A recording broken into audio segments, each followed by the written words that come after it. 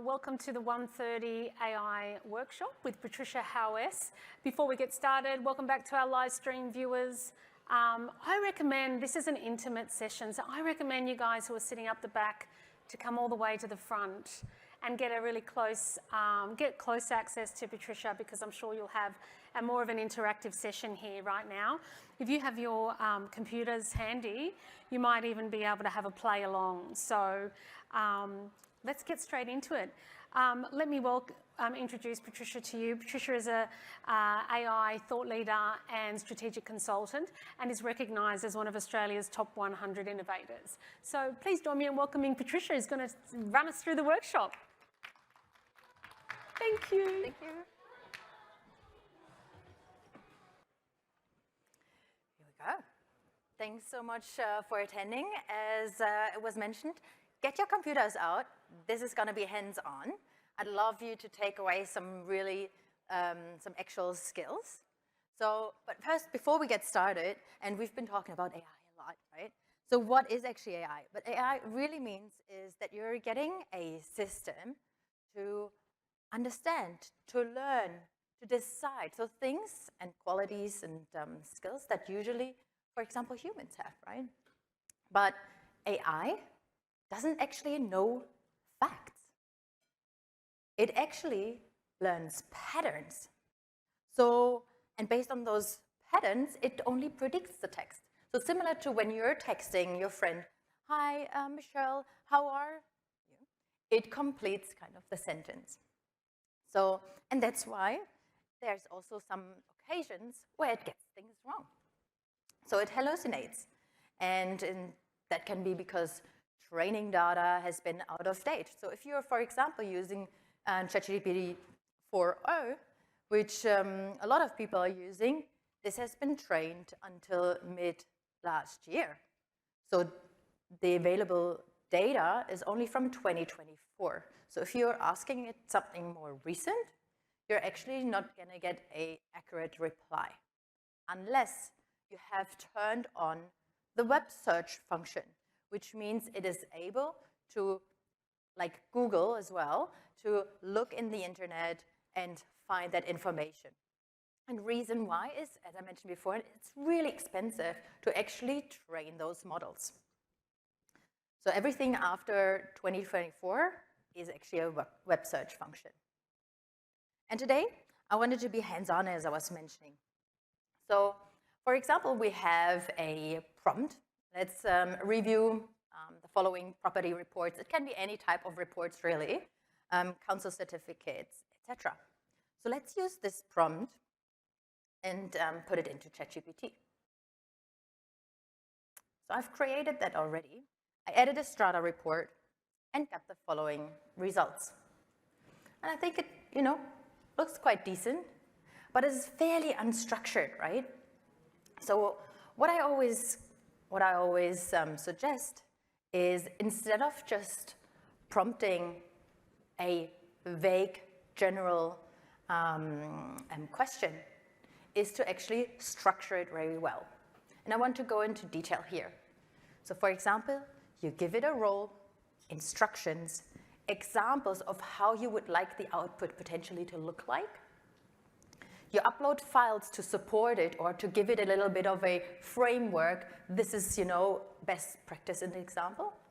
The format, as in, like, would you like it to be in a table? Would you like it to be in a bullet point sort? Or, for example, and to give it also some context, right? So this is called context engineering. So instead of just prompting and ask it just a general question, it is giving it a lot of context. So here, for example, you can see that you are giving it, let me go into presenter mode, that you gave it a role, right? It is a due diligence AI assistant for lawyers or anything else, right? You give it a job too, extract only and red flag any potential levies or any uncertainties or anything that is not 100% clear. You always want to show it also the source. Refer to the source and tell me where exactly is that point. you are flagging, for example, where the data looks inconsistent. And now, if we look at the output, yeah, I already copied it in, including the Strata report as an example. We are getting a way more nicely formatted and useful result, right? So please keep in mind, when you are using LLMs and you are prompting, to give it structure, to give it context, so that the more richer it is, the more information it knows about your specific use case, the better the answer, really.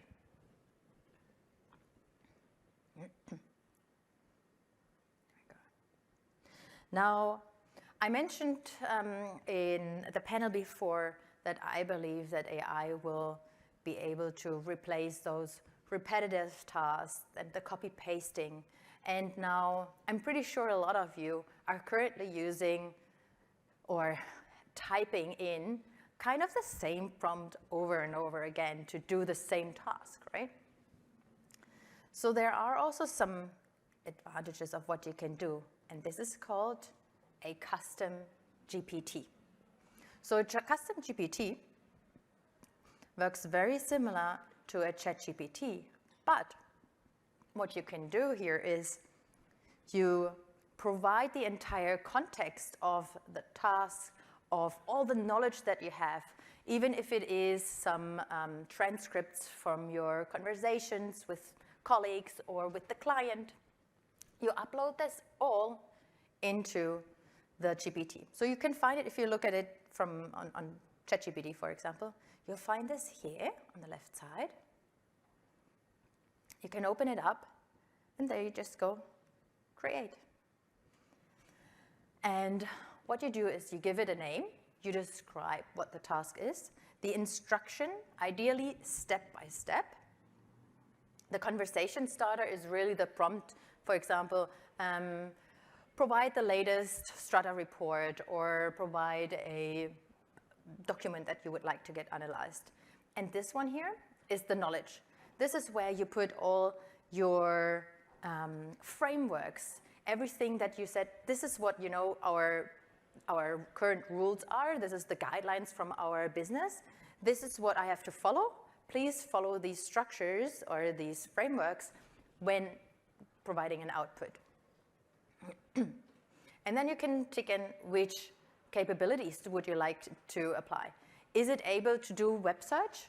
So there's an advantage. Obviously, it comes up with more recent data. If you're referring to something that has happened, maybe a week ago, that is the advantage. But the disadvantages of ticking this box is that it does the research and potentially refers to things that you actually don't want to apply. You want it to only do the specific task and only within this context. So I sometimes switch it off if I say, no, these are the rules. Please only look at this and follow this road.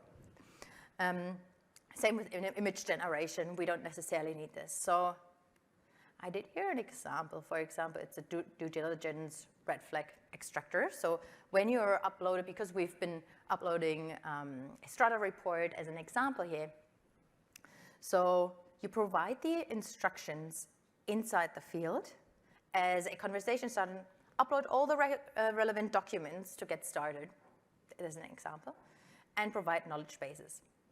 And for this example, I put all the information that is relevant for my use case in the instructions. But as I said before, put in any information that you think is relevant inside.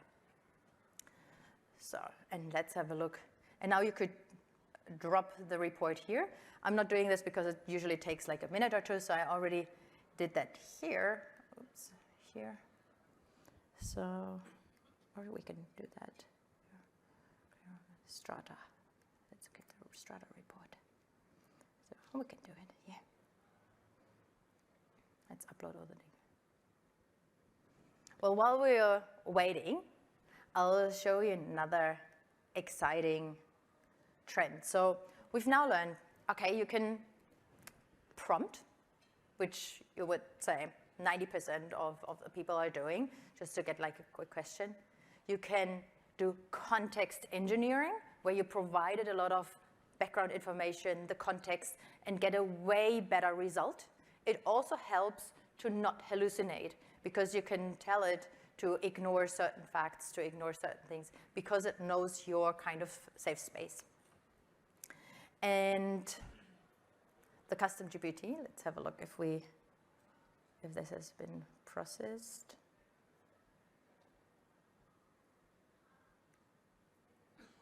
Not yet. Okay. Let's move forward with the next one. Custom GPT. Here we go. So, something, or how many of you have heard of vibe coding? A few hands, I would say it was 2. It is really interesting just because when you have conversations with clients, with your tech team, or with your marketing team, and you're the experts in the room, and you're like, oh, I wish I could, better explain what I actually mean, or what it actually is, so that I think this next a potential feature could look like, or this is what I really love our system to do. This is where vibe coding comes in handy. So here's a platform that does vibe coding, and it really works in a way where everything that you can imagine that you want to build, as in like a website, a landing page, or an app that you would love to, for example, use internally, and you're not capable, but you'd like, maybe a software as a service supplier or InfoTrack to develop, but you can, show them what you'd actually like, is, for example, Lovable. So with Lovable, you can simply type in what you would like to build, and it comes up with a clickable prototype. So I'll copy paste this prompt in here, where I ask it here to create a web app, to create a knowledge capture and reuse assistant.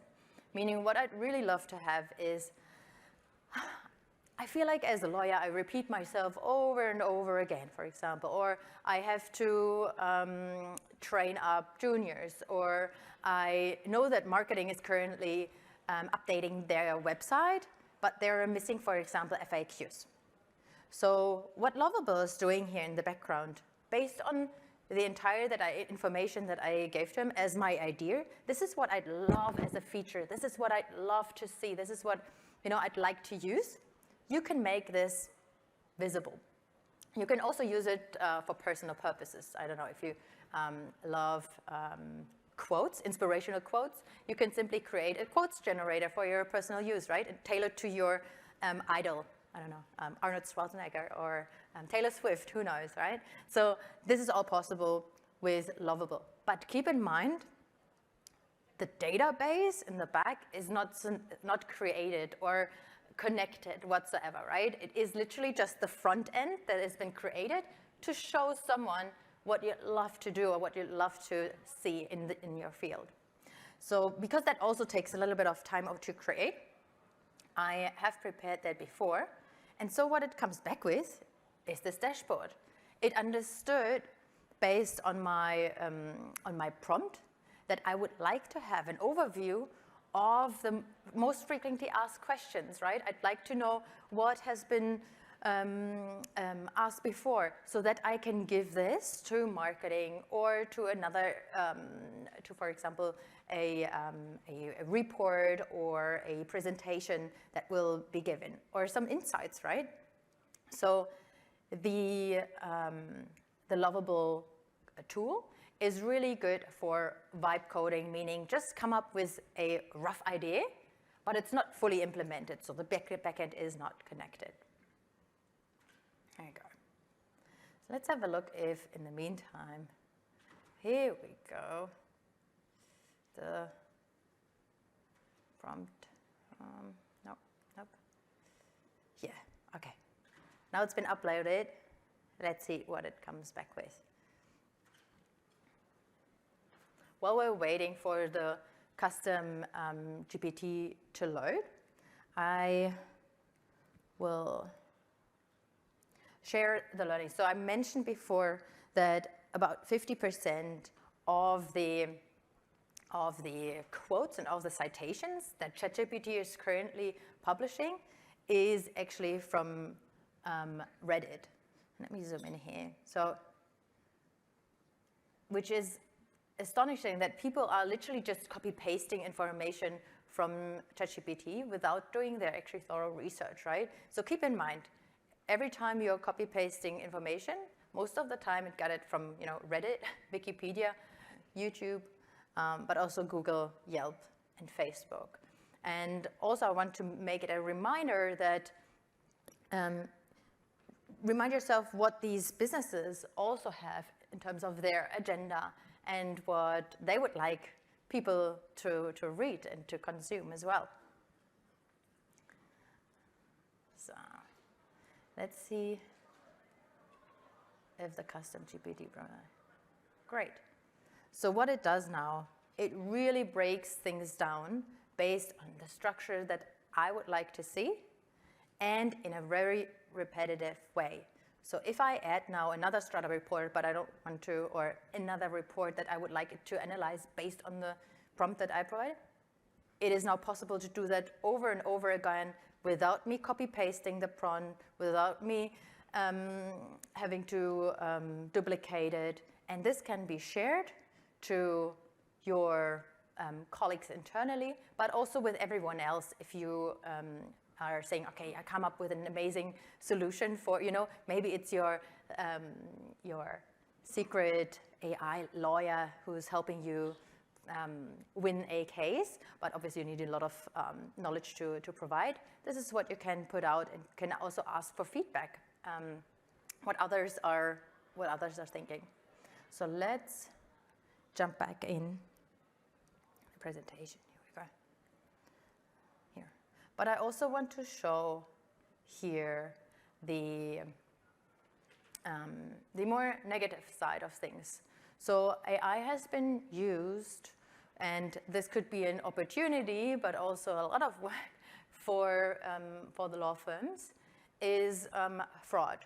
So in this case, for example, a user from a second-hand platform was saying, I ordered a certain type of sweater, and what I received is actually a burned sweater. And he or she has used AI to make it look like it was burned. And then what the fraudster did is they reached out to the second-hand platform saying, I received this faulty product and I would like to get a refund. Well, actually the person potentially had the sweater, right? And created AI-generated images of fake clothes. In this case, luckily, the AI was so bad, the imagery was so bad that it actually, because the person didn't use the best versions of AI image generation, it just asked for a specific sweater, but it actually is not the same one. As you can see, this one is a black gray one, whereas the original one that she sold was actually blue and had also zippers on the side. So the fraudster would need to be smarter. But what I'm saying here is that there are a lot of these cases that will, drive businesses to get in touch with lawyers, get in touch with law firms to handle these cases. And at the same time, people need to make sure that these fraudsters get fines or that we have regulations and policies in place that is not allowing these. And we've had, for example, a case in Australia where a very popular news anchor was in a deep fake scandal. So people reached out to him saying, are you sure you're selling these kind of pills? And he was saying, what kind of pills are you talking about? So there was this huge campaign about deep fakes from him on Facebook Marketplace and Facebook about him selling products. And so he's a very popular news anchor. And what they did, the fraudsters, because his videos are obviously on YouTube, you can download the videos, upload them to software, which learns which type of angles the heads are from, what his gesture is, how his face and head looks like, and they created deepfakes that say and promoted to buy certain type of pills. And the problem is that they're still not, so they have found out who that probably is, but because there are no rules yet in terms of the legislation, what can be done, it's really hard to stop these fraudsters on doing so. So I think if, in terms of AI, we need to get ready for these type of cases and need to be smart also in terms of if we see evidence, is it actually, how legit is this evidence? Because it's really hard. If you see it at first glance, you'd say, yes, this sweater is absolutely, it's broken, trashed, and so on. But when really it was an AI-generated image. So I think that is a quite interesting trend. So I wanted to highlight also a few tools that help automate processes, that help also law firms in particular. So Make and Relevance, for example. Make is an automation tool. So what it does is it connects systems. So if you're, for example, having always to copy-paste from one system to the other, chances are, because they are partnering with more than 2,500 softwares, that they can also help you connect them. Relevance AI is an AI agent tool that wants to automate entire workflows. So if you have a repetitive task that you would like to automate, not just from like system A to system B, Relevance AI is a good source. Lovable, as I was presenting before, is great for vibe coding, bringing ideas alive, features that you would like to request from softwares or from other vendors, for example. 11 Labs is for voice. So if you would like to record a podcast or a training session for your staff internally, and you want it to use your actual voice, you can let 11 Labs train it based on your voice and have the training being delivered by your voice as well. And then there is Harvey, and we have Joseph as well, which are, that's not loading, but it's got Joseph and AI. It's an AI tool specifically for the law and the legal sector. Yes, so what I often get asked is really like, how do I get started? How can I get into the field? And first of all, what I think is really a great low-hanging fruit is to identify which ones are the repetitive tasks that I do on a daily basis that are also really boring and that I don't enjoy. Because if you are enjoying certain repetitive tasks, awesome, keep it that way, right? But it's especially those things that you are really annoyed by and you're like, oh my God, can't, someone do this for me? And to understand use cases. So if you have, if you're hearing about software being able to solve problem X or Y, I think this is super relevant to understand for yourself and for your business. What are the opportunities here for me personally, right? For my specific job, but also for your colleagues or for the firm as a greater good. And then, and this is where you can differentiate and learn from, is it really just marketing talk or is it something actually useful? Is to test and play with the tools yourself. Most of the subscription, especially if it is smaller solutions that I was mentioning before, is that the subscription costs maybe $20. Sometimes they are also free for 30 days. So really test it and play around, keeping in mind that you can't upload or shouldn't upload sensitive data, right? To really see, does it actually help you? They often have free onboarding as well, so if you have specific questions, you simply ask them and they help you getting your job done. So, because if you don't play around and you don't test it, you don't understand the differences between, the option A as a software versus option B. I think it's really important to get hands-on there. And then what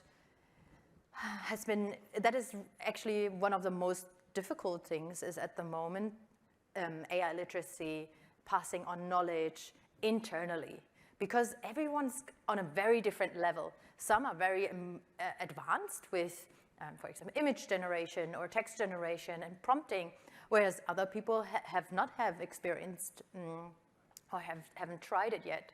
So I think it is one of the most important things to say, and that should come also not just top down but bottom up, is to say, okay, we would love to use tool X and Y because it saves us a lot of time, because it potentially saves us, money, and this is what we can do with it. So, for example, as a workflow, what I provide with a client is that if you are getting client inquiries, that you can identify, who is that particular firm, which one, what's that particular person doing. You can actually automate that entire process and workflow so that you can get an overview brief already of who this person is and what they would like to what they would like to do. You can also build entire workflows for agents for that as well. Okay, I think we are almost out of time. Something is knocking. So yeah, thank you so much for listening. If you would like to connect, let me know.